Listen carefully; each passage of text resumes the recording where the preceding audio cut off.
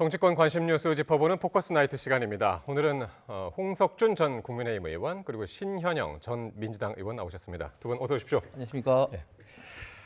두 분 뵈니까 벌써 2주가 지났다는 걸 실감하네요. 맞습니다. 2주 전에 방송하다 비상계엄을 들었으니까. 그렇습니다. 거의 2주지만은 그 사이에 정말 많은 일이 있었습니다. 자, 헌법재판소 탄핵심판 절차가 이제 시작이 됐는데요.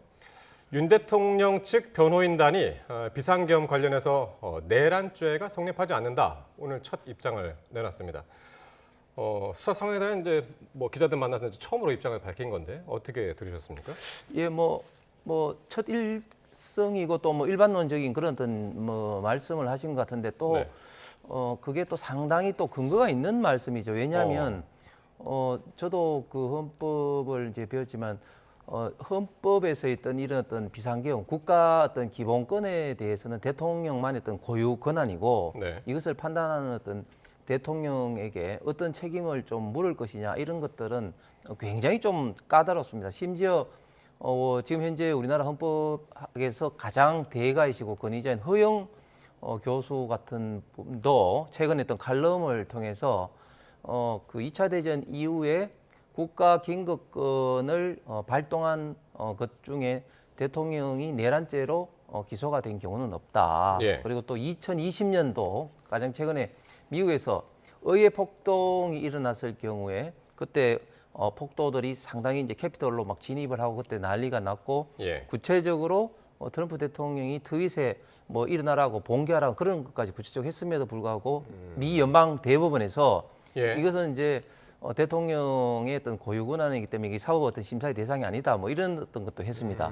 예. 이 내란죄라는 게 목적범인데 즉 국헌 문란을 목적으로 이제 그 폭동을 일으키는 것이거든요. 예. 그런데 이 목적이라는 입장이 굉장히 이제 까다로운데 예를 들면 제가 이제 산업기술법 개정안을 이제 발의하면서 보니까 이 목적범을 이제 기소를 했는데 그 법원에서 유죄 판결을 낸 게 6%밖에 되지 않았습니다. 그러니까 이 목적을 입증한다는 게 굉장히 쉽지 않은 거죠. 예. 그다음에 또 폭동이라는 개념인데 이 폭동이라는 거는 어떤 특정 지역의 어떤 치안이라든지 완전히 권력을 완전히 차지하는 그 정도의 어떤 개념을 폭동이라고 대법원 판례에 언급이 되어 있습니다. 그렇기 때문에 이 국헌 혼란의 어떤 목적임이 입증이 돼야 되고 또 폭동이 있어야 되는데 네. 이 두 가지 요건을 다 충족하기는 사실상 불가능하다. 즉 비상계엄에 문제가 있다 하더라도 이것이 곧 내란죄의 대상이 아니고 예. 내란죄의 대상이 아니면 탄핵에 있어서 과연 대통령의 고유 권한을 행사하는데 중대한 헌법상 그리고 법률에 어떤 위배 대상이 되는 거냐 이런 네. 어떤 논리가 되는 거죠. 예. 신 의원님. 네. 이 설명을 들으면 국민들께서 매우 화를 내실 것 같습니다. 2주 전에 대한민국을 정말 위기에서 구출은 못할 망정 오히려 위기를 조장한 윤석열 대통령의 모든 국민들이 그날 현장에서의 국회를 어떻게 기능을 마비할 것인지 그리고 창문을 깨고 들어가는 계엄군의 행태 이것을 사실 지금 수사 중이긴 하지만 정치인들을 끌어내 의견 정족수 150명 안 되잖아. 이런 방식으로의 오더를 냈었던 윤석열 대통령 내란 수계를 어떻게 이게 내란죄가 안 되고 폭동이 아니다 그런 아무리 아전 인수격 설명을 한다 하더라도 그것은 단순히 윤 대통령과 변호인단의 가이드라인에 따라가는 구구 지지자들만 예. 공감할 수 있을 거라는 말씀을 드리고요. 실제로 비상계엄의 요건에 맞지도 않았고 절차적인 형식도 지켜지지 않았다는 걸 온 국민들이 이미 다 알고 있습니다. 실제로 국무회의 심의 과정들이 5분 만에 끝났고 대통령은 2분 정도 있었다는 거 알고 있고 회의록이 있지도 않고 제대로 된 심의가 이루어지지 않은 상황에서 졸속으로 예. 이루어졌으며 비상계엄의 요건이 마치 야당이 그런 뭔가 폭주를 한다는 것에 대한 이유도 사유도 되지 않는다는 걸 온 국민이 알고 있습니다. 이런 예. 부분에 있어서 헌재에서 앞으로 이제 탄핵 수주가 된 만큼 제대로 법리 적용을 해서 판단을 예. 할 것이라고 저는 기대를 합니다. 그러니까요. 바로 지금 두 분이 말씀하신 바로 이 부분, 이게 내란죄냐 아니냐, 이건 이제 탄핵 심판에서 이렇게 다툴 예정 아닙니까? 그렇습니다. 근데 이제 오늘 변호인단이 공개 변론이 열리면 윤 대통령이 직접 법정에 나설 것이다라고 이야기를 해서 진짜 그 법정에 설지 이게 참 관심입니다. 대통령은 본인이 직접 나서겠다. 네. 그리고 본인이 왜 비상계엄을 했는지 좀 생방송을 좀 해달라. 그렇게 자세하게 국민들에게 좀 설명을 하겠다. 뭐 이렇게 말씀하실 정도로 적극적으로 좀 임하겠다는 것이죠. 그렇기 때문에 대통령으로서 어떤 그런 모든 어떤 직위를 내려놓고 헌법재판소에서 국민들에게 소상하게 좀 말할 수 있는 그런 좀 기회를 가겠다는 그런 어떤 적극적인 좀 의사의 어떤 표시인 것 같습니다. 왜냐하면 네. 과거 노무현 대통령이나 또 박근혜 대통령 때는 이제 변호인이 좀 대리로 했는데 그러게요.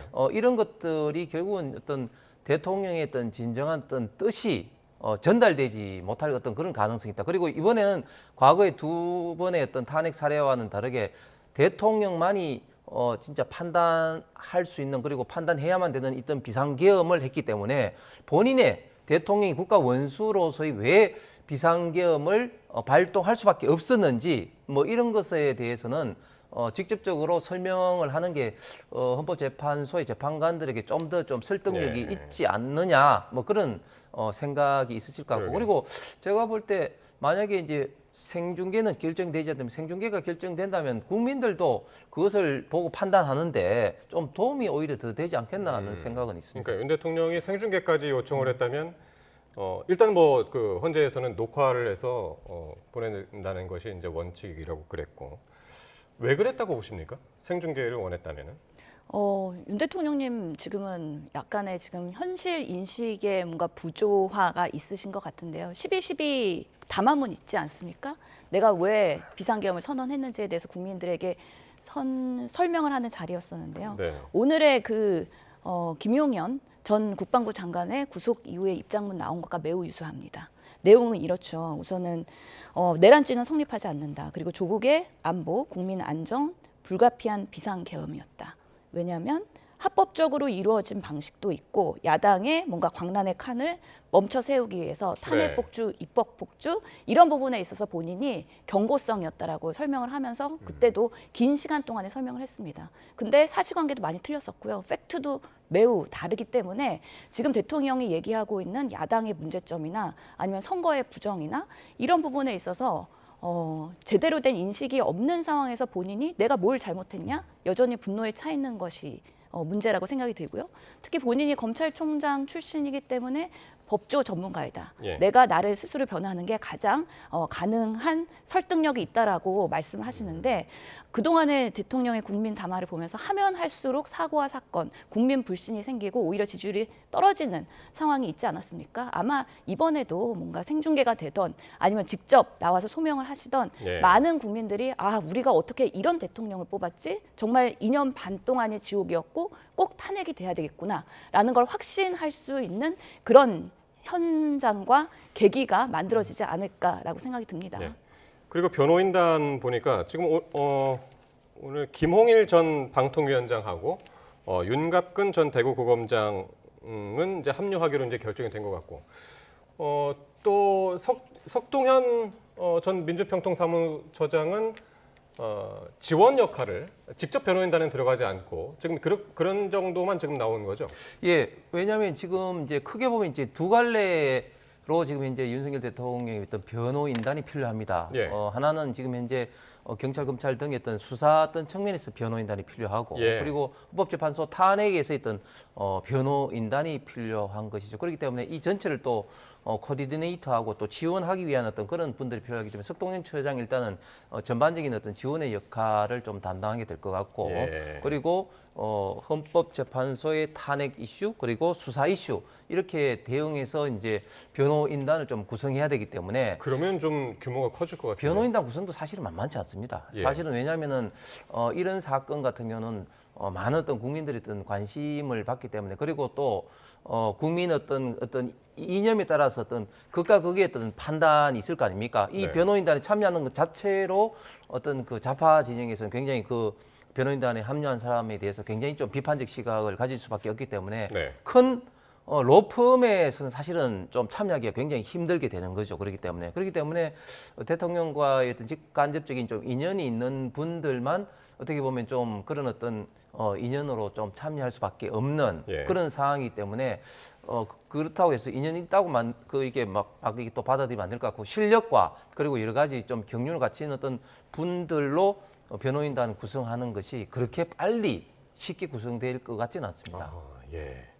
지금 여기저기서 이제 출석 요구서도 날아오고 있는데 바로 그래서 지금 윤 대통령이 지금 헌재가 보낸 탄핵안 의결서도 수령하지 않고 있는 것으로 확인이 돼서 탄핵 심판이 지연될 우려가 있는 것이 아니냐 이런 우려들이 지금 나오고 있거든요. 네, 전형적인 시간 끌기의 모습인데요. 지금 헌재에서도 지금 인편이랑 그리고 우편이랑 전자 문서로 모두 다 송부를 했는데 예. 지금 수령을 하지 않았기 때문에 이러다가 정말 헌재 탐핵 심리가 지연되는 거 아닌가라는 우려가 생길 정도거든요. 지금 네. 보면은 송달받은 이후에 7일 이내에 답변서를 윤 대통령이 제출해야 그러면 이제 23일까지 제출을 해야 되는 상황이었고. 예. 네. 그래야지 변론 준비 기일에 진행이 그 예상대로 되는 것인데 네.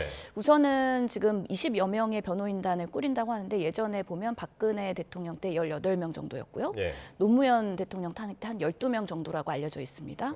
그렇기 때문에 지금 상당히 많은 변호인단을 크게 꾸려야 되는 예. 그런 상황은 정말 상황이 불리하면 불리할수록 뭔가 변론을 더 크게 해야 된다라는 것들을 간접적으로 보여주는 것이고요. 예. 김홍일 전 방통위원장 이번에 지금 변호사로 같이 합류하려고 하는데 이렇게 얘기했다고 합니다. 어쩌겠습니까? 저라도 도와야죠. 지금 많은 사람들이 어떻게 이런 대한민국 위기로 빠뜨린 대통령을 변호할 수 있겠느냐에 대한 부담감이 네. 상당히 있고 고사를 하고 있는 것으로 알려져 있는데 지금 검찰 특수통 출신의 김홍일 전 위원장이 지금 도와주는 것으로 되어 있고 네. 그런 면에서 지금의 공조수사단과 검찰이 경쟁적으로 수사를 하고 있긴 하지만 대통령이 선택적으로 검찰에 아무래도 윤석열 라인이 아직 남아있기 때문에 예. 선택적으로 수사를 받고 쇼핑을 하는 거 아니냐. 그리고 많은 검찰 출신의 변호인단이 합류되면서 검찰의 수사를 어떻게든 무마시키기 위한 노력을 하지 않을 것인가 이런 우려의 목소리도 나오고 있습니다. 그리고 특이한 점은 최명성 행정관이라고요. 대통령실 민정수석실에 있는 행정관인데 이분도 변호인단에 합류할 가능성이 있다고 그러네요. 예, 왜냐하면은 이분이 박근혜 대통령 탄핵 때 네. 한번 해본 어떤 경험이 있다고 합니다. 예, 그렇기 때문에 이제 그때 변호인단이었고 박근혜 전 대통령 그래서 이제 탄핵 이게 당시에도. 탄핵 시의 어떤 그런 어떤 변호 경험도 굉장히 좀 중요하기 때문에 합류를 하는 것 같은데 예. 좀 전에 우리 그 신희 의원께서 뭐 시간을 끈다 하는데 아니 그 지난주 토요일 날 탄핵이 국회에서 소추 의결이 됐습니다. 네. 소추 의결이 돼가지고 이제 변호인단 구성을 하고 뭐 이런 어떤 상황에서 시간을 끈다? 그것은 마치 이제 도둑이 재발 지린 식으로 지금 침대 축구를 통해서 재판 지연하는 거는 지금 이재명 대표 완전히 전매특허 18번 아닙니까? 지금 얼마나 지금 시간을 끌어서 공직선거법 1심에 1년 징역형을 받아서 항소심 항소장을 보낸 지가 언젠데 예. 그것도 수령을 안 해가지고 결국은 항소심 법원에서 기다리다 못해 공시송달을 오늘 하는 걸로 결정 안 했습니까? 야, 침대 축구의 전문가가 지금 시간을 끈다고 이야기하니까 참 웃음밖에 안 나오네. 국민의힘은 항상 기승전결 이재명으로 끝나는데요. 지금 이재명 대표의 사법 리스크와 그리고 윤석열 대통령의 비상계엄으로 인한 탄핵은 스케일도 다르고 대한민국 위기를 얼마나 노출했는가에 대한 국제적 망신까지도 했을 때는 예. 비교할 급이 안 된다고 말씀드리고 싶고요. 특히나 윤석열 대통령 탄핵할 가결 직전에 최명성 법률비서관, 행정관에서 비서관으로 승진을 시켰습니다. 네. 이게 무슨 의미겠습니까? 나중에 내가 정말 법리적인 다툼을 할 때 경험이 있었던 탄핵의 경험이 있는 이 대상을 변호인단으로 합류하기 위해서 뭔가 역할을 주는 데 있어서 대통령실의 그런 직위를 활용해서 악용한 아주 대표적인 나쁜 사례이고요. 이렇기 때문에 여전히 민주당이 초반부터 빠르게 탄핵을 해야 된다고 주장했음에도 불구하고 국민의힘이 왜 이렇게 빠르게 하냐라고 계속 하루하루 잡아 끌면서 지연했던 것들이 이런 대통령의 인사권 남용부터 해서 여러 가지 대통령 직무 수행에 있어서의 리스크가 상당히 있었던 것을 다시 한번 반증하는 사례라고 대표적으로 볼 수 있겠습니다. 네. 행정관을 비서관으로 승진시키는 것을 인사권 남용이라고 이야기하는 탄핵 것은 직전에 생전 왜 처음 비서관을 들어봤습니다. 그렇게 승진을 하고 또 그리고 우리 이따가 얘기 아이고, 나오겠는데요. 헌재위원회 주심 재판관의 또 아유. 처형을 또 진실화해 위원장으로 임명했잖아요. 그런 것들이 다들 개인적인 그런 법 리스크를 뭔가 사익을 이용해서 그런 대통령식의 직위를 이용한 거죠. 그런 부분들이 국민들을 더 분노하게 되는 시점이기 때문에 홍석준 의원님 지금 웃고 있지만 마음으로는 뜨겁게 반성하고 국민들한테 미안해해야 국민의 힘으로서의 제대로 된 건전한 보수의 마인드가 아닐까라는 생각합니다. 예. 아까 이재명 대표 말씀하셨는데 그 얘기는 조금 이따가 구체적으로 조금 더 하기로 하고요. 자, 근데 지금 이런 와중에 헌법재판관 지금 구성이 또 문제가 되고 있죠. 9명이 정원인데 그 중에 이제 3명이 공석 아닙니까? 그래서 여야가 이 공석인 3명의 임명 문제를 놓고 또 맞서고 있는데 어떤 발언들이 나왔는지 한번 듣고 오시겠습니다.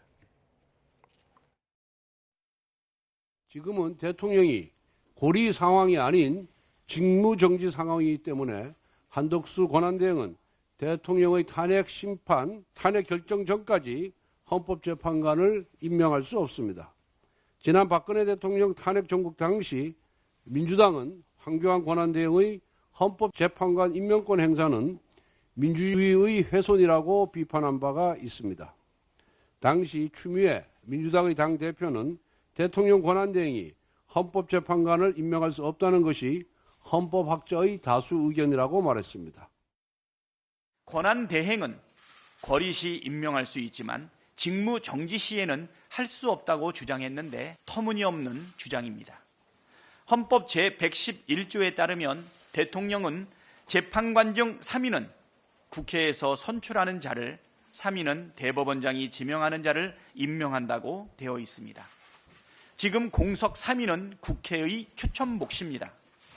따라서 국회에서 3인을 추천하면 대통령은 임명 절차만 진행하는 것인데 대통령 직무 정지 시 권한대행이 임명을 못한다는 것은 말장난에 불과합니다.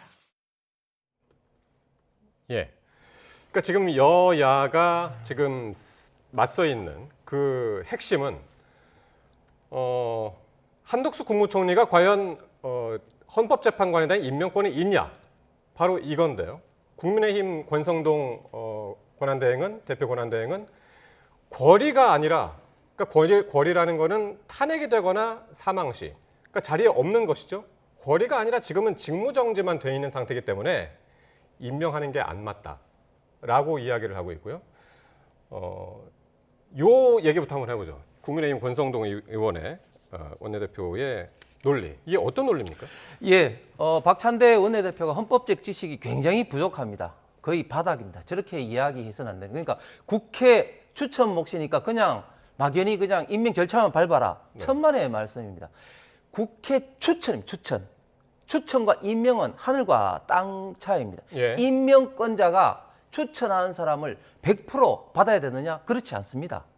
왜냐하면 임명권자가 이런 어떤 청문회에 문제가 나왔기 때문에 나는 임명을 못하겠습니다. 얼마든지 할 수가 있습니다. 예를 들면 방통위 같은 경우도 만약에 민주당 몫으로 예를 들면 최민희 지금 그 위원장 추천을 해도 법제처에서 이런 법적인 어떤 결격 요건 때문에 임명하는 걸 계속해서 미루어온 그런 어떤 직접적인 사례가 되는 것이죠.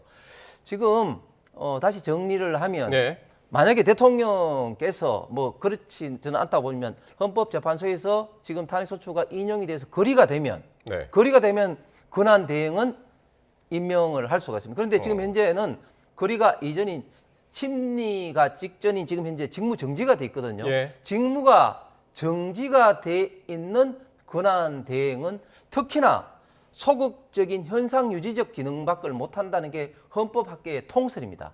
그러면 여기서 말하는 소극적 현상 유지에서 벗어나는 건 뭐냐? 장관이라든지 이런 어떤 주요 어떤 공직자를 임명하는 거, 그리고 새로운 어떤 법을 많은 어떤 예산의 어떤 부담을 가지는 이런 어떤 정책을 시행하는 거, 그리고 어떤 외교라든지 군사의 중요한 결정을 하는 것이 현상 변경적 주요 어떤 정책 결정입니다.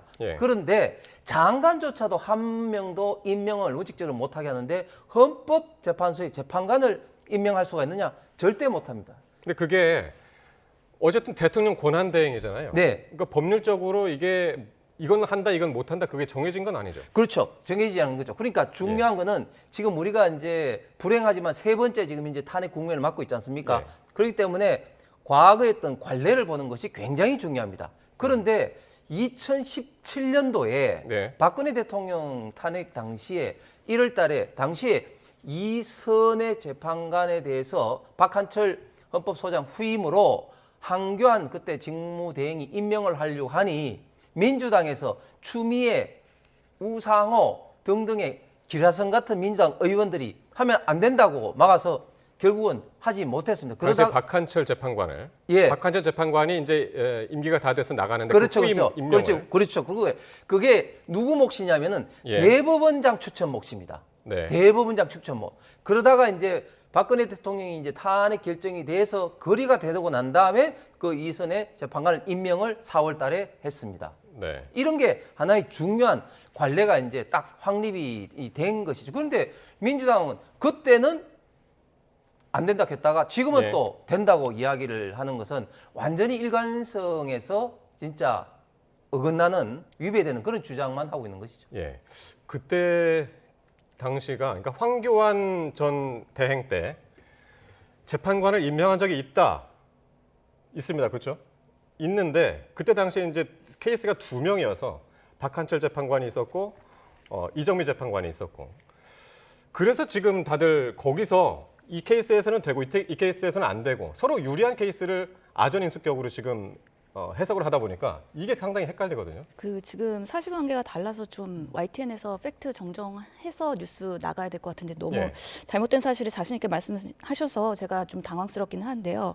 우선은 헌법 제 71조에 보면 대통령의 거리와 사고 시에 총리가 권한대행으로 임명할 수 있다고 되어 있습니다. 거리와 사고 시. 근데 권성동 거리와 대표는 사고 시에. 거리만 얘기했어요. 그래서 예. 저는 오히려 권성동 대표가 헌법에 대한 이해가 매우 낮구나라고 이 상황에서 깨달았는데 실제로 보면은 헌재 추천 3분 지금 인사청문회 받아야 되지 않습니까? 그분들한테 서면 답변을 받았어요. 뭐라고 얘기하냐면 현재 그런 대통령의 탄핵 수추는 사고 상태다.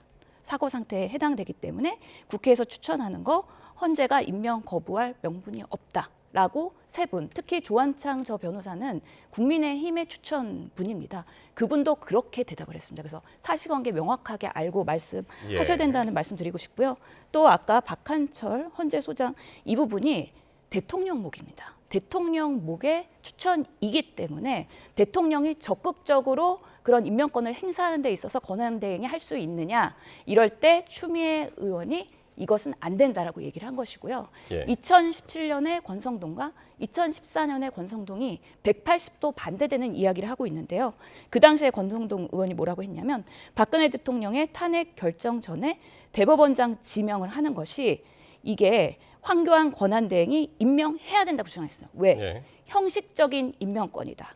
이것은 대법원장 몫이기 때문에 형식적인 임명권이기 때문에 임명할 수 있다라고 주장을 했습니다. 그럼 지금의 상황에서는 국회에서 추천하는 것은 네. 국회가 추천이 주가 되는 거기 때문에 형식적인 임명권에 해당될 수 있어서 그래서 추천이 가능하다. 이것이 지금 민주당의 주장이기도 하고요. 예. 특히 헌재 위원이 지금 6명인데 6명 중에 1명이라도 다른 의견을 내면 지금 탄핵 소추가 가결되지 않기 때문에 인용이 안 되기 때문에 원래대로 정상적으로 9명을 위원으로 해서 예. 그 다양한 그 한 명 한 명의 그런 법리에 대한 판단을 맡겨야 되는 것이고 예. 또한 그 한 명의 위원 부담을 줄이기 위해서라도 정상적으로 헌재를 복구하자라고 이야기하는 것을 알겠습니다. 반대하는 것조차가 국민 공감대를 얻기가 그럼 힘들 조금 것이라고 정리하고 이야기를 설명드리겠습니다. 더 할 텐데 그러니까 국민의힘에서 지금 주장을 하는 것은 이게 대통령이 권리냐 아니냐 이걸 굉장히 이제 중요시하는 것 같아요. 그거에 대해서 이제 권리와 사고를 이제 말씀하셨고요.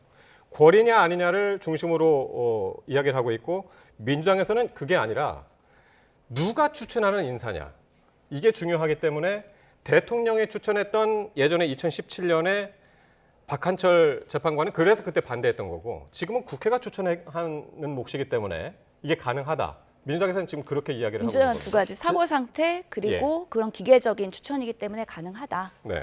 제가 헌법이나 법은 좀 더 잘 알지 않습니까? 제가 다시 한번 법 조문을 일부러 다시 한번 찾아봤는데 예. 대통령이 이제 거리되거나 방금 사고 말씀하셨는데 여기서 말하는 사고라는 게 지금 이런 사고가 아니고 거리라는 거는 어떤 법이라든지 법적인 문제라든지 그러니까 탄핵으로 인해서 확정이 돼가지고 이제 존재 자체가 없어진 거고 사고라는 건 재판이라든지 육체적인 사고라든지 이런 걸로 대통령이 사실상의 업무를 할 수 없는 그런 상태를 말하는 겁니다. 지금 이제 헌법재판소에 지금 현재 심판이 진행 어쨌든 중인 그 사고도 이런 해석의 여지가 있긴 하겠네요.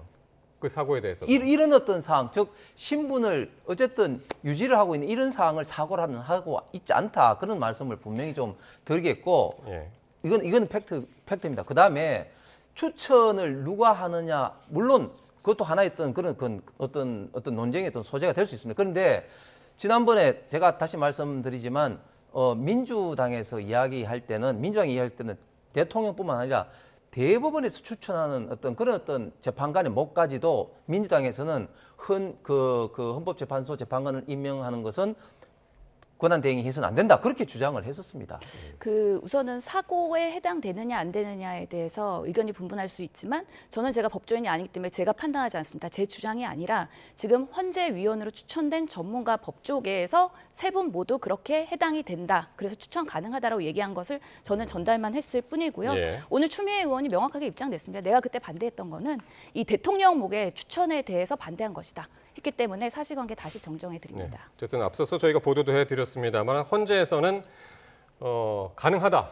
한덕수 권한대행이 임명할 수 있다. 이제 그렇게 이야기를 했는데 그렇게 되면 이제 한덕수 총리가 권한대행이 과연 어떤 선택을 할까가 상당히 또 관심이 됩니다.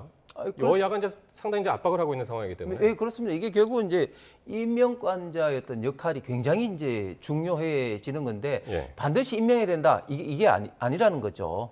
네, 알겠습니다. 자, 이재명 대표 이야기를 해볼 텐데요. 조금 전에 이제 잠깐 이야기가 나왔습니다만은 이재명 대표도 헌재 탄핵 심판이 신속하게 진행돼야 된다라고 이제 강조를 했는데 이 대표 역시 자신의 재판을 지연시키고 있다면서 여당에 강하게 반발을 했습니다. 직접 한번 들어보시겠습니다.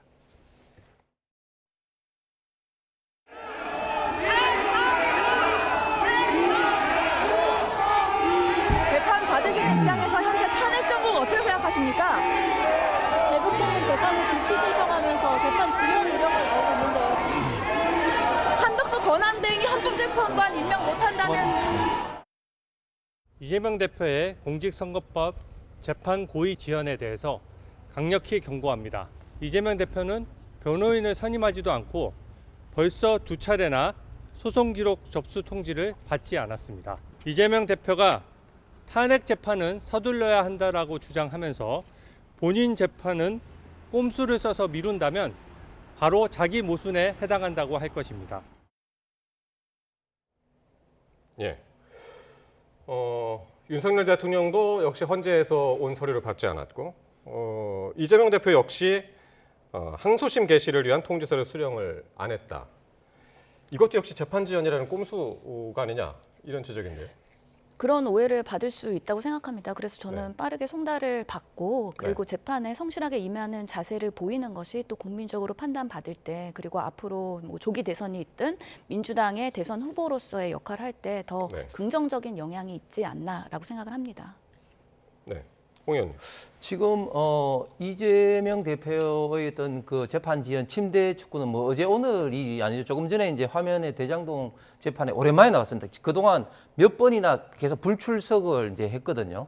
그리고 지금 이재명 대표 지금 재판이 워낙 많아서 그런데 지금 공직선거법 관련해서 항소심 그 이제 통지장을 받지 않아서 법원이 이제 공식송달을 했다는 말씀을 드렸고 또 대북 지금 송금 같은 경우는 또 재판부 또 기피 신청을 했습니다. 그런데 그 전에 또 뭐 했냐면은 재판부 재배당 신청을 했습니다. 재배당 신청을 했음에도 현재 재판부가 결정이 되니까 또 이번엔 또 기피 신청을 한 것이죠. 이게 뭐 어쨌든 뭐 재판 지연하기 위해서 수단이란 수단은 모조리 지금 다 예. 동원해서 지금 지연을 지금 하려고 하고 있다. 그렇게 예. 이제 말씀을 드리셨고 이런 어떤 분이 정작 또 윤석열 대통령이 헌법도 그 재판에 대해서 신속하게 해야 된다고 이야기를 하니까 참 예. 헛웃음밖에 나오지 않는데 결국은 법은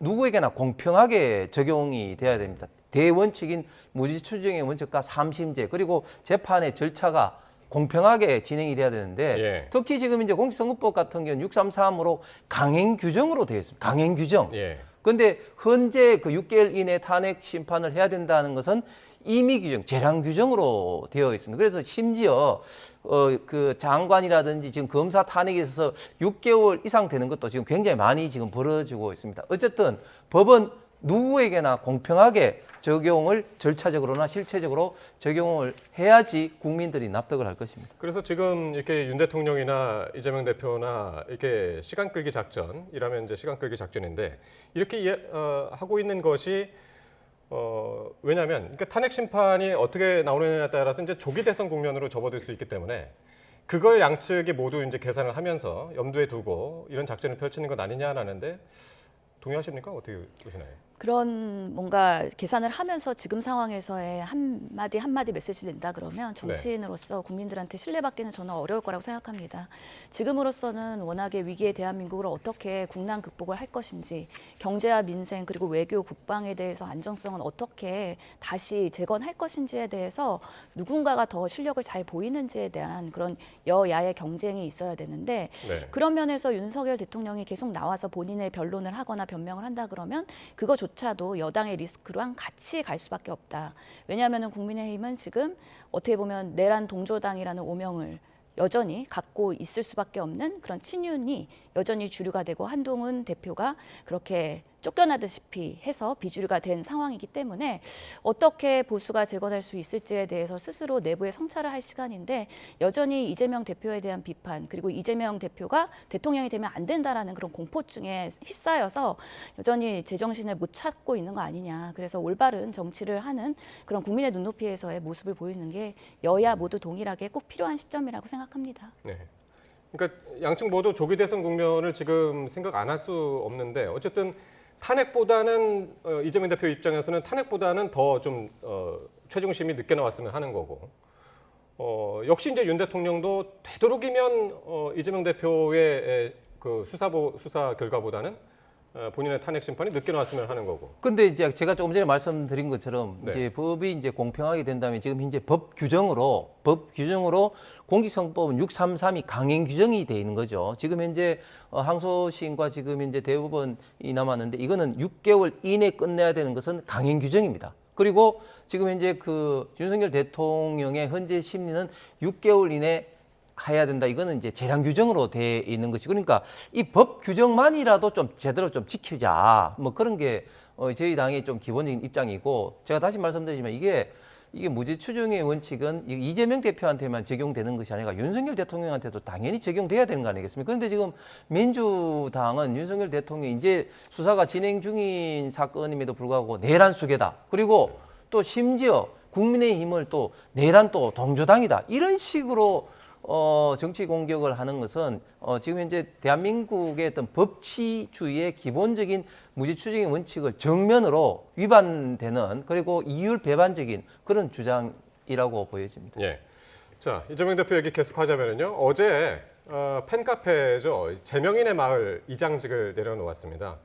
당내에서 그러니까 시점을 두고서 이제 상당히 이제 또 말들이 많이 나오는데 왜 지금이냐? 당내 비명계 인사들이 그동안 계속해서 이장직 내려놔라 했는데 그때는 이제 꼼짝 않더니 왜 지금이냐라고 묻고 있거든요. 왜일까요?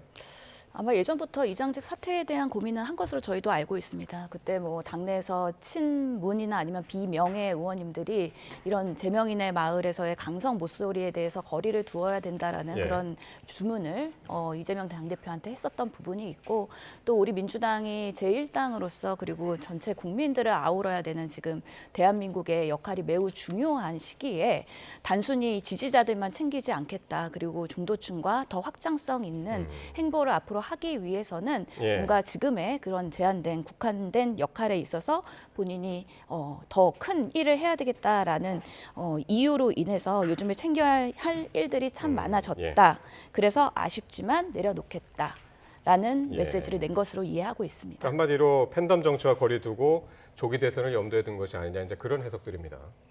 이제 2장에서 뭐 대통령을 생각하시니까 뭐 아마 내려놓는 것 같은데, 근데 지금 이재명 대표의 지금까지 했던 정치적 성장에 가장 어떻게 보면 좀 역할을 해온 것이 재명리의 마을 같은 좀 비판적인 입장에서 보면 개딸이라고 하지만 또 정치적인 입장에서는 저런 어떤 강성 팬덤을 갖고 있는 것은 굉장히 또 뭐 부러운 어떤 측면이기도 하죠. 그런데 이제는 이제 조기 대선을 앞두고 있다면 이제 이런 어떤 강성 지지층만 바라보지 않는 사람이다. 예. 뭐 이런 것을 좀 대내외적으로 좀 보여주기 위한 어떤 그런 게 아닌가 싶은데, 그렇다고 해가지고 이재명 대표가 이장직을 내려놓는다 해가지고 그 팬카페를 무시하느냐? 그 결코 아니라 오히려 더 치밀하게 이재명 대표 스타일은 관리를 할 것이다. 명분 형식적인 어떤 이장직 사태에 불과하다고 보여집니다. 네, 알겠습니다. 자, 여당에서는 지금 이제 탄핵 이후에 당 수습안의 안간힘을 지금 쓰고 있는데요. 당내에서는 지금 어떤 얘기까지 나왔냐면 간판 내려야 된다. 간판 내리고 재창당을 해야 한다라는 목소리가 나오면서 이 얘기를 누가 했냐면 김태흠 충남지사가 했습니다. 비대위를 통해서 빠른 시일 내에 당 간판을 내리고 재창당을 해야 된다. 재집권보다 국민 신뢰 회복 노력이 우선이다. 또 조기 대선도 지금 염두에 둬야 하는 상황이다. 당의 전망의 위기다. 예, 신 의원님은 어떻게 들으셨습니까? 지금 재창당이 아니라 아예 그냥 창당을 해야 되는 상황까지 온 거 아니냐. 지금 보수 정당이라고 하기에는 이번 비상계엄을 통해서 그리고 탄핵소추 과정에서의 국민의힘이 보여준 모습들은 상당히 실망스러웠다. 그리고 비상계엄을 해제하는 데 있어서 역할을 했던 친한계 의원들을 왕따시키고 사실상의 한동훈을 내모는 데 있어서 주류 역할을 한 것이 친윤 세력이고 네. 국민의힘의 중진 의원이었다는 거에 대한 국민적인 비판이 상당할 거라고 보입니다. 지금의 계속해서 국민의힘이라고 하지만 뭐 중진의 힘이라는 얘기도 있고요. 내란 옹호당이다 아니면 내란 동조당이다 이런 이미지를 갖고서는 조기 대선이 이루어졌을 때 승산이 과연 있을 것이냐. 정말 여당에서 야당 되기 너무 싫어하는 모습들이 최근에 보이고 있고 우리가 여당 계속할 거야. 그리고 우리가 당정 협의를 통해서 국정 운영해 나갈 거야라는 강력한 의지를 갖고 있기 때문에 아마 특히나 대선에 관심이 있는 많은 그런 굵직한 국민의힘에서의 의원들은 예. 더더욱이 빠른 트랜스폼 변화의 그런 새로운 옷을 입기로 주문을 할 것인데요. 그럼에도 불구하고 국민들이 이번에 국민의힘의 본질을 다 깨달았기 때문에 네. 과연 대선에서 국민의힘에 투표할 수 있을지는 정말 아리송하다라는 예. 생각이 듭니다. 홍 의원님, 그러니까 이게 왜 김태흠 지사의 목소리가 눈에 띄냐면 어제까지만 하더라도 그러니까 대체로 원내에서 의총에서 나오는 그런 목소리들을 종합해 보면은 좀 안정적으로 통합을 중심에 두고 조용조용히 이렇게 좀 갔으면 하는 것이 이제 지금 원내의 분위기라면 김태흠 지사는 재창당을 얘기했거든요. 완전한 혁신을 얘기했단 말이죠. 이건 어떻게 들어야겠어요? 예, 저는 김태흠 지사 말씀이 상당히 일리가 있다고 보여집니다. 왜냐하면 미래통합당에서 국민의힘으로 바뀔 때도 21대 총선에서 이제 참패를 하고 난 다음에 네. 우리 당이 이렇게 돼서는 안 된다고 해서 새로운 어떤 모습을 보이기 위해서 이제 김종인 비대위원장도 모시고 오고 하면서 자연스럽게 이제 김종인 비대위원장 체제에서 어떤 당명이라든지 당헌 당규를 바꾸면서 이제 국민의힘으로 이때까지 왔습니다.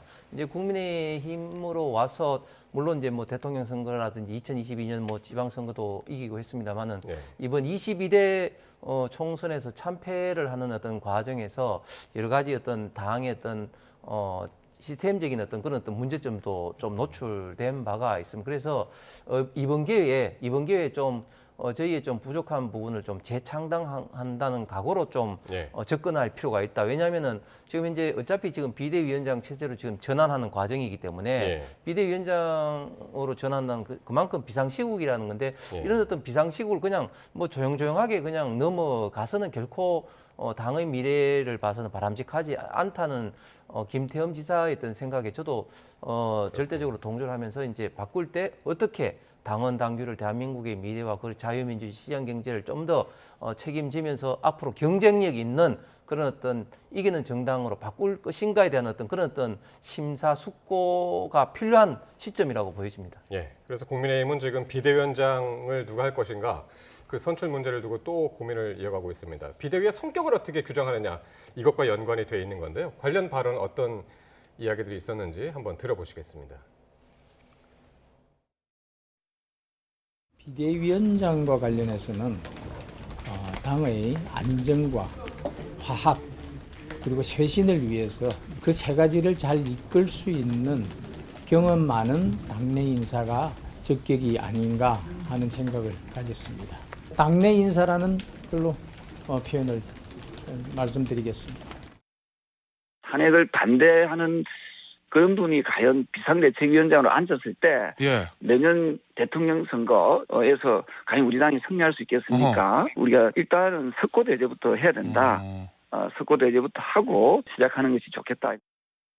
이제는 내부의 인사로서 좀 해야 한다 하는 안이 하나 있고 또 하나의 안은 지금은 이제 수습 기간이고 정리하는 기간이고 또 권성동 원내대표가 자기는 언제든지 당이 정상화되면은 자리에 연연하지 않겠다 이렇게 했기 때문에 그러면은 이 수습 기간 동안에는 원내대표가 비대위원장을 맡아서 하는 게 어떻느냐 요 안이 이제 두 가지가 나왔기 때문에 그거는 내일 의원총회에서 결정되리라 이렇게 생각을 합니다. 지금 당 내냐 당 외 인사냐 아니면 당 내면은 원 내냐 원 외냐 이제 그렇게 좀 나뉘는 것 같은데 어떤 분들이 지금 하마평에 오르고 있나요? 예, 지금 일단 당내 인사 중에서는 지금 현재 그 5선 이상 되는 의원들이 권영세, 김기현, 나경원 뭐 이런 분들 중심으로 좀 하마평에 좀 오르고 있습니다. 그런데 세 번째로 이야기하신 이제 김대식 의원 이야기가 상당히 지금 이제 그 일리가 있고 그렇게 될 가능성이 많습니다. 무슨 말인가 하면 일단은 현재까지는 당내 인사 중에서 이제 누구를 할 것인지 좀 웨이트가 있는 건 사실이지만 그러나 이게 뭐 100% 확정된 것은 아니고 원외에서도 얼마든지 모셔올 수가 있는데 지금은 이제 권성동 원내대표가 또 임기 권한 대행을 지금 하고 있거든요. 그렇기 때문에 오늘 내일 지금 급하게 지금 현재 선출할 필요는 없다. 권성동 원내대표 중심으로 일단 권한 대행 체제에서 조금 여유를 갖고 그 합리적인 결정을 하자는 이런 어떤 분위기가 지금 다수이기 때문에 내일 의총에서 당장 결정하기보다는 조금 며칠 더 있다가 결정할 수도 있을 것 같습니다. 예. 참고로 그 표에 안 나왔던 분들 중에서는 원희룡 전 장관도 이야기가 되고 있고요. 외부 인사로는 정홍원 전 국무총리, 그러니까 지난 대선 당시에 당 선관위원장 역할을 했던 정홍원 전 국무총리도 거론이 되고 있는데, 신 의원님 바깥에서 보시기에 어떻습니까? 아무래도 한동훈 대표가 정치적 초보였기 때문에 여러 가지 우왕좌왕하는 거. 죄송합니다. 좀 이렇게 오락가락하는 그런 행보를 보였다면 이제 안정감 있게 중진 의원이 해야 된다라는 것들에 대해서는 중지가 모여졌다고 생각이 듭니다. 다만 원외에서 했을 때 물 한 모금 드시죠. 예. 그러니까 다양하게 의견들이 제시가 되고 있는데 아직도 이제 그게 총합이 모여지진 않은 그런 상황이라서 내일 의총을 또 한다고 그러니까 신 의원님 계속 말씀하시죠. 예, 그렇기 때문에 뭐 김무성 전 위원장 얘기도 나오고 했는데 원내에서 하는 게 좋겠다. 그리고 안정감 있게 지금 사태를 수습하는 사람들이 필요하겠다라는 이야기 때문에 몇몇의 중진 인사들이 이야기되고 있지만 지금 상황에서 그 지금 원내대표가 또 권성동 의원으로서의 친윤의 색깔이 가깝기 때문에 비대위원장까지 친윤으로 하는 것이 과연 국민의힘이 다음 선거를 준비할 수 있겠느냐에 대한 내부적인 비판 목소리가 있을 거거든요. 그렇기 때문에 합리적이면서도 중도적인 인사로서의 중진을 세울 가능성이 있고 그렇지 않다면 정말 권성동 1급 체계로 가는 것도 고려해 볼 만하다라고 내부에서 논의될 수 있겠다 생각합니다. 예, 알겠습니다. 오늘 두 분 말씀 여기까지 듣겠습니다. 지금까지 홍석준, 신현영 전직 의원 두 분과 함께했습니다. 고맙습니다.